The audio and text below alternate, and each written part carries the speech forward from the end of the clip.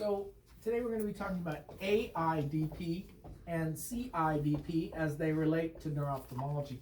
And AIDP is an acute inflammatory demyelinating polyneuropathy, and that is AIDP, demyelin polyneuropathy. And CIDP is the same thing, except it's chronic. So we've got an acute and a chronic demyelinating polyneuropathy. And the AIDP version you might know better as Guillain-Barré syndrome.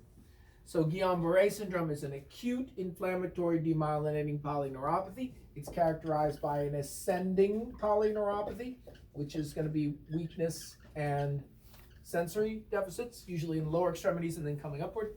It's going to have albuminocytologic dissociation, which is a fancy way of saying that you have an elevated CSF protein,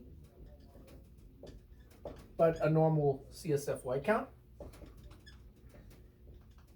And we're going to have antibodies, which is the GQ1B, which is molecular mimicry cross-reaction with the lipo-oligosaccharide on the Campylobacter, but any of a number of infections can cause it, and the number of ganglioside antibodies can be associated with this.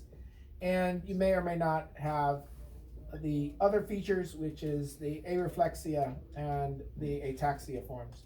So it's all A's: an ascending polyneuropathy, albuminocytologic dissociation, antibodies to GQ1B, areflexia, with or without ataxia. This is the Guillain-Barré syndrome. If you add in the ophthalmoplegia, which is the diplopia, or the other eye findings, ptosis, pupil involvement sometime, that's called Miller-Fisher syndrome. The chronic form is chronic and progressive. It has no eponym. So it's like chronic Guillain-Barré syndrome. The chronic form can come to me because it can also produce the ophthalmoplegia. It has no eponym in the chronic form. And it can cause optic neuropathy and vision loss, which is the central form. The central form of the anti-GQ1B disorders is called Bickerstaff. Bickerstaff brainstem encephalitis. Bickerstaff brainstem. So we have a spectrum from peripheral nervous system all the way to central nervous system. In the peripheral forms, that's Guillain-Barré and Miller-Fisher syndrome, and in the central forms, that's the Bickerstaff. And so you need to know a little bit about both acute and chronic inflammatory demyelinating polyneuropathies. EMGs can show the inflammatory demyelinating polyneuropathy, but generally it's a clinical diagnosis supported by the laboratory studies.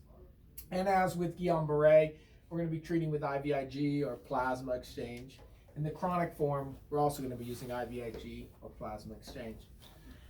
The main thing is AIDP and CIDP are pretty much the same thing, except one's acute and the other is chronic.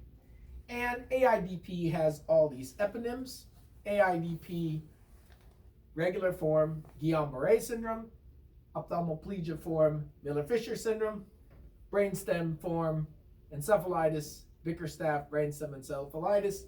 All of these are anti-ganglioside related inflammatory demyelinating polyneuropathies. And in the chronic form, CIDP, we have no names. We have no names for the ophthalmoplegia version. We have no names for the optic neuropathy version. We have no name for the regular version. So we just call that CIDP. And you need to know a little bit about AIDP before you can understand CIDP.